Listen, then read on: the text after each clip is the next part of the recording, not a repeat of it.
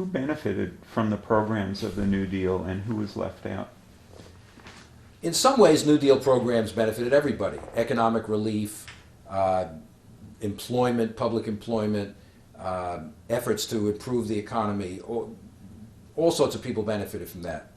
But because of the way Congress was structured and because Southern Democrats had a stranglehold on control of the key committees in Congress, many New Deal programs were shaped so as to exclude African Americans, basically, because they didn't want these programs to undercut the white supremacist system of the South and the cheap labor force which blacks represented.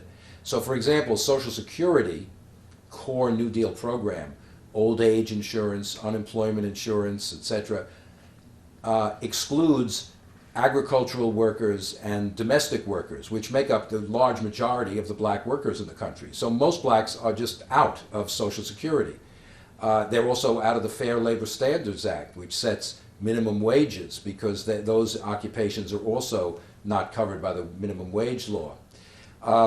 Other New Deal programs didn't explicitly exclude non-whites, but were administered in a local way and therefore often in a discriminatory manner. So CCC, the Civilian Conservation Corps, their camps in the South were segregated or often didn't allow blacks in at all.